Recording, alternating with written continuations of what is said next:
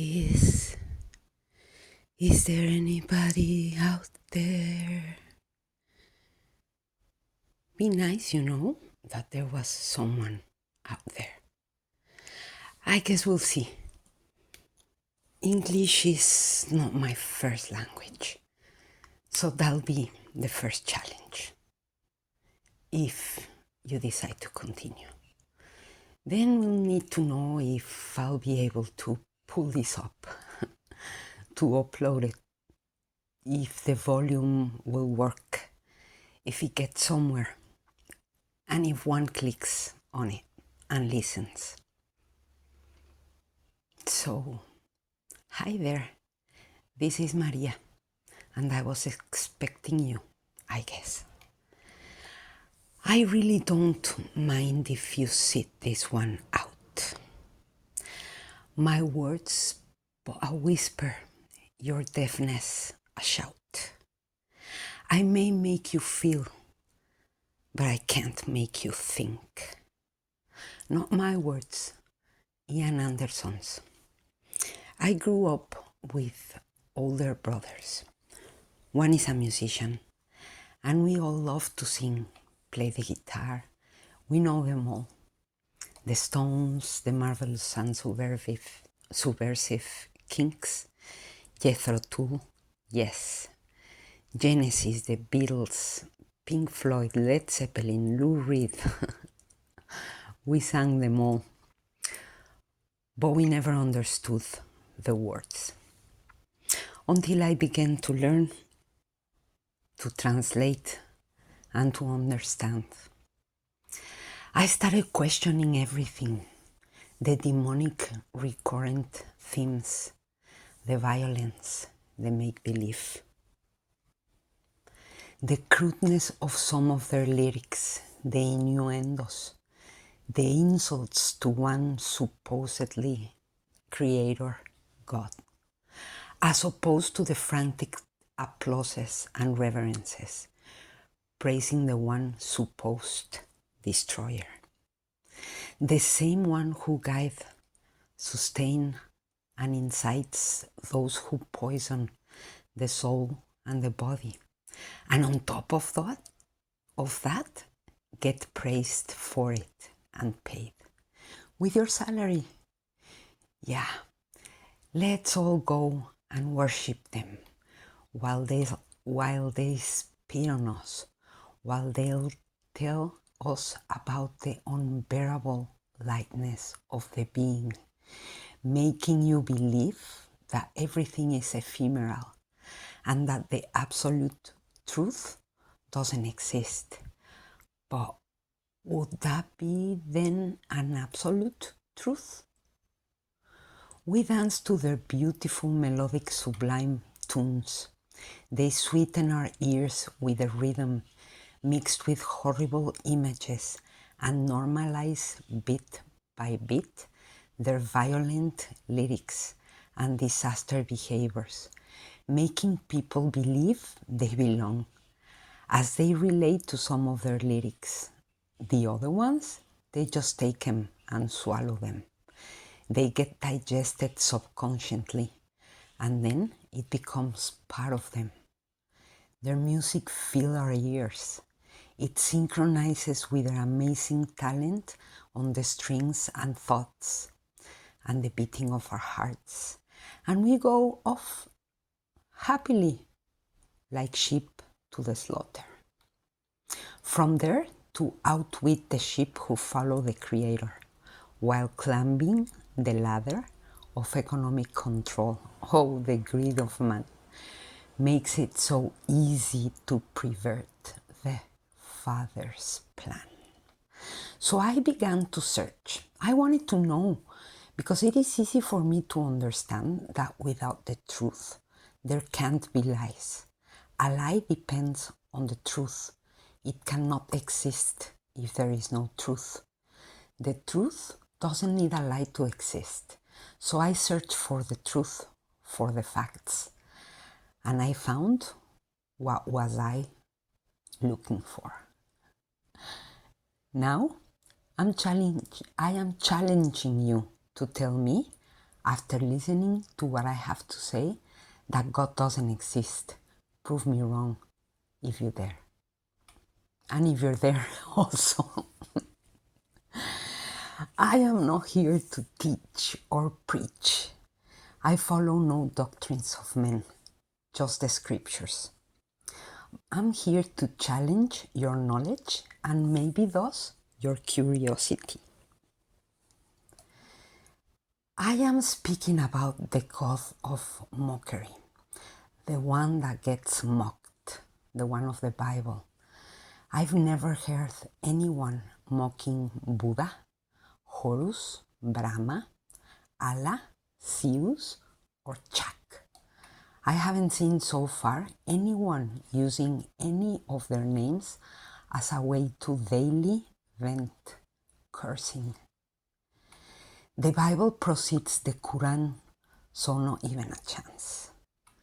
The Bible is the most translated and best seller of all times by far, and the most persecuted one. For years, people have tried to make it disappear. And where are those people now? Dead. But the Bible still alive and here. It is still the best seller in the history of our world. It is not just a book.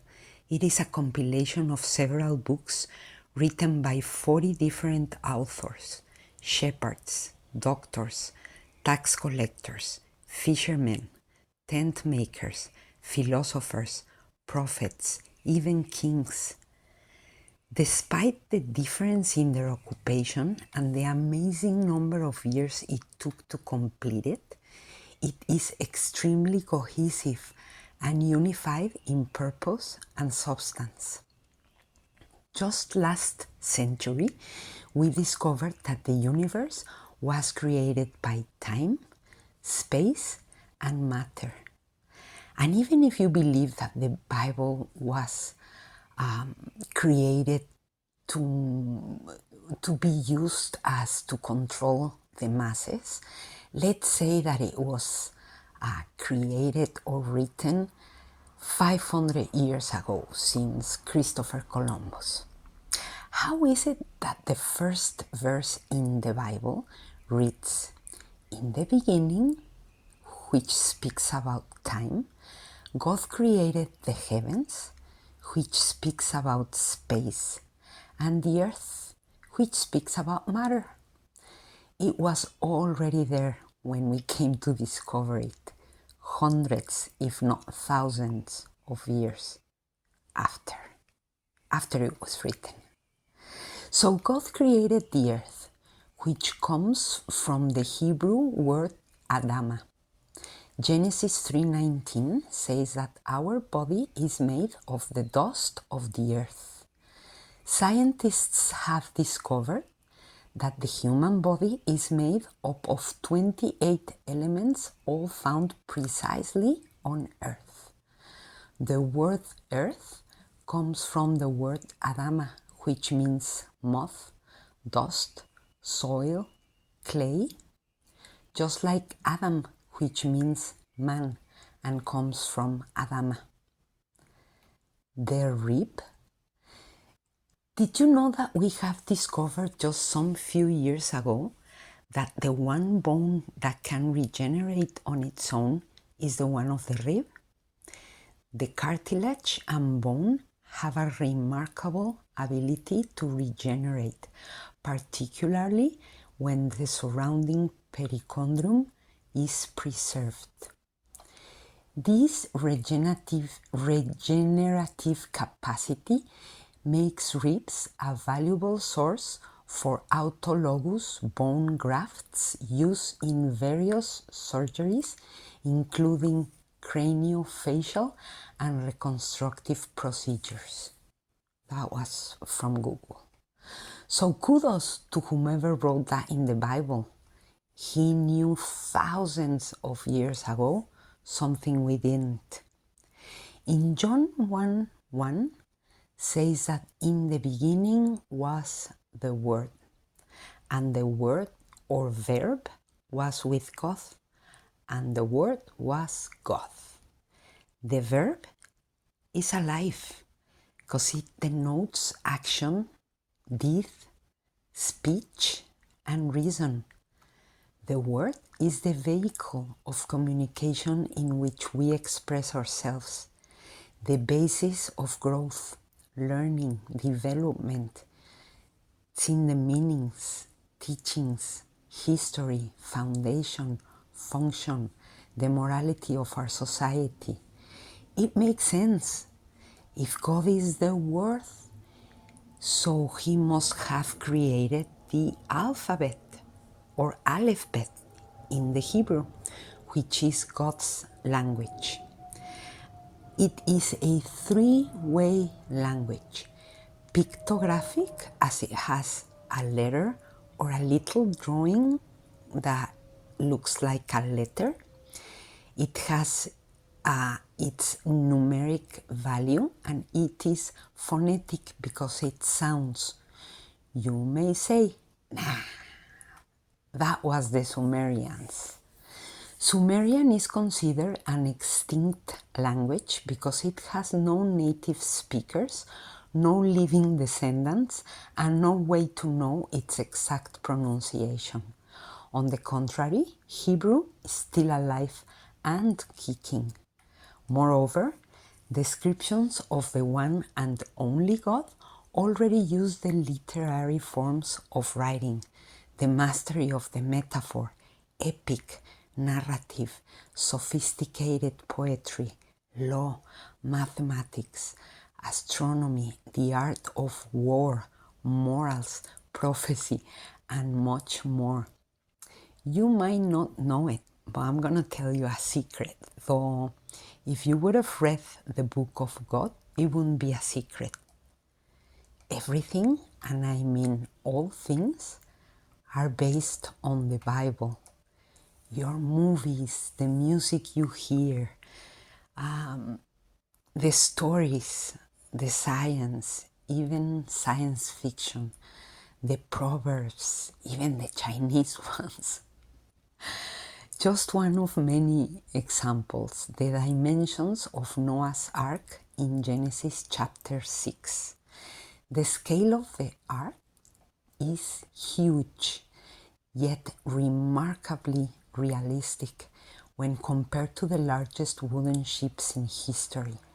The proportions are even more amazing. They are just like a modern cargo ship. In fact, a 1993 Korean study was unable to find fault with the specifications. Even the days of the week, of our weeks, 7 days, why? Have you ever wondered? In 7 days, He created everything, and in blocks of 7 days, we all live. The majority of us count our time, that unknown mystery dimension, before and after Yeshua, which is His correct name. The book of Job, for example, was most likely the first one to be written. Gutenberg developed the printing press. And guess which book was the first one to be printed around the 1400s? Yes, Job's. God is not only real, He has an incredible sense of humor. Galileo Galilei was the first one to use the telescope in 1608. Around the 1590s, the microscope came to be. Submarines were used first in 1620. Well, Job, which is a persona, a character, and a book in the Bible, existed around the 2100s, 1900s, before Christ. How was it possible for him to have written about the constellations? Because at that time, there was no Bibles. God communicated with them through the constellations. How could Job wrote about the treasures of the snow, or the springs of the sea, or the recesses of the deep. Have you seen them? I'm gonna try to link some videos, but you can just search them on your own. Snowflakes formations, bioluminescent creatures from the depths of the ocean, the firmament. Compare it with the book of Job. You'll be amazed. I hope. Now, God created us in families. We are all sons and or parents. As a parent, most likely you will teach your children because you love them, even when you don't own them and they are their own person. You would do everything for them to succeed in life and to guide them to stumble the least possible, even if it hurts you or them.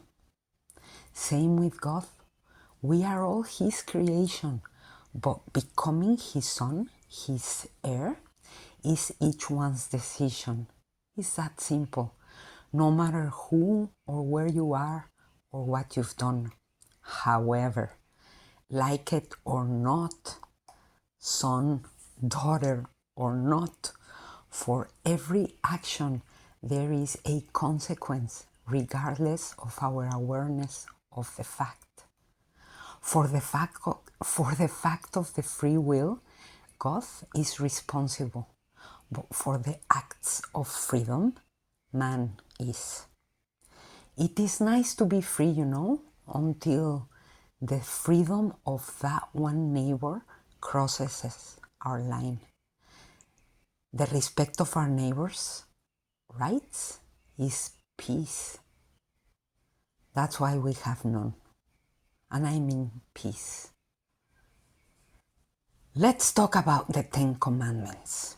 If you were God the Father, the only way, the truth, and life, as you are supposedly the one who created everything, wouldn't you be asking your children not to be deceived by delivering their only real possession, their soul, to malignant scoffers?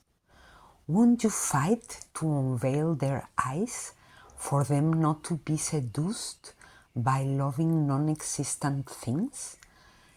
Shiny lies that destroy, hurt, and kill while they are in their learning process called life? Will you throw them to the world to experience, to learn and set their mind, without giving them all the tools possible to refine their character and succeed? In other words, would you feed them the fish, or would you teach them how to fish? That is why God does. And yes, I said why. The problem is we have our minds set on the form of things instead of the function, to experience, to be able to learn instead of to learn with no experience. See the difference? That is God's mindset. It is all about function, not form. The problem is that we believe we own everything, but we don't. After the game, the pawn and the king go back to the same box. What is the problem with the 10 Commandments? Where are they wrong? You shall have no other gods before me. Well, yeah, if he happens to be the one, the truth, and the only way, it'll make sense, right?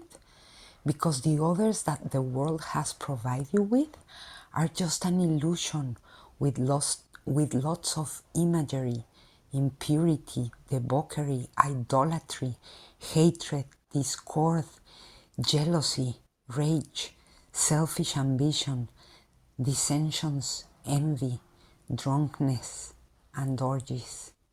Yeah, those kind of things that at the end of the day serve to ridicule you and only you. They work against you, not for you. So it is not that God is a selfish whatever, and he's competing or trying to diminish another God. It is the other way around. God doesn't appear at your door boasting as we humans do. He wrote a book. You want to get to know him? There he is. You don't? Then don't. As simple as that. The second command, if you still hear, is you shall not make yourself an image in the form of anything in heaven above, or on the earth beneath, or in the waters below. The Catholic Church removed it for some reason. I guess images are a big money-making machine. Nevertheless, it is still written in Exodus 20 in all Bibles. And it actually makes a lot of sense nowadays, when all that matters is to worship an image or become one. Then the commands speak about not misusing his name, keeping the Shabbat, not to steal, lie, covet, not to kill. Where is the nonsense? You can do anything, steal, kill, lie, but not everything does good to you. And it is not me saying it. It is written, 1 Corinthians 10:23. I have the right to do anything, but not everything is beneficial. Not everything is constructive. Why, you may ask? Because for every action there is a consequence. You don't want to pay them. You don't want to find any consequences for your acts, and that's a fact. If you killed, lied, misled, destroyed anything in any way, it was either not your fault or there was a reason, a justification. However, if it was somebody else, oh boy, you arrest them, prosecute them, and convict them according to your own convictions and experiences. So the tithe changes your opinions, but the laws never change. The Bible is a lot more than what you think. It is not only alive, but it is new every new day. Nothing is new or old in it, but somehow there is always something else that takes your breath away. Did you know that if you join or put together the names of the patriarchs of each generation, for example, from God to Noah, a sentence will appear announcing Yeshua? And we're speaking about hundreds and hundreds of years. Or that the gospel is written in the constellations. Yeah, exactly the same as in the book. Or are you part of those ones that believe that the horoscope was made to unveil your future? Or anybody else's that was born in the same period of time as you? Why are you so eager to believe that you are just made in series instead of embracing your uniqueness? Because you're unique, There was never ever one with the same voice, fingerprint, irises, heartbeat, DNA as yours, and there will never be. And you are solely responsible for yourself and your deeds. Now tell me that what is happening today is not written in the Bible. The values of the men from today, the names and or locations of countries fighting just now as I'm speaking, the false religiosity, the disasters of nature, the rise of technocracy. Can you see it? There are three main theories about our existence. Which one is the one you trust? The Big Bang boom and then kaboom, evolution happened. Everything evolves. But for example, the law of gravity. It just got stuck. Or the language. It got reduced to slang, unclean words, insults, or words without sense. Evolution is about going forward, right? Improving, isn't it? Where is the missing link? There was only one, and that's why they can't find it. The second theory would be a creator, an intelligent mind, a God that created the world that was here before we came, and created us all wired up with specific senses to enjoy the creation. Because what good is it for you to be able to smell if there are no scents? To see if there is no beauty? What would be the purpose of music if we couldn't hear? The reason of spices without our taste buds? Or maybe we owe our existence to the manager of the catacombs, the representative of all that is wrong in this world. Excesses, deviances, lies, pain and sorrows. The hypocrite that paints darkness as funny, illuminated by neon lights, but paints the light of God as boring. Yeah, that astute one, the one that lures. Yeah, that guy, the one that makes you believe it is super cool to mock God, while you are the mockery, mocking your own creator. That one, the one who finds pleasure in burning you down, while every spectators think it's cool. When you lose your self-control, they laugh at you, not with you. But yeah, that is his job, his function, to serve you a putrid buffet disguised as entertainment, filling you with instant gratifications, which prevents maximum satisfaction, keeping you perennially dissatisfied, deceived. Deception is what will rule the world in the last days, says the Bible. And ain't it? Prove me wrong. The swamp is there. If you want, you can drown, you can dip, you can surf and even splash for a lifetime or for a while. Or you can indeed get out as long as you breathe. Breathe, breathe in the air. Don't be afraid to care. According to the God of Scriptures, to sin is to miss the mark. You can always get down. Pick it up, pick up your dart, and try one more time while you're still alive. Prove me wrong. Drink up, dreamers, you're running dry.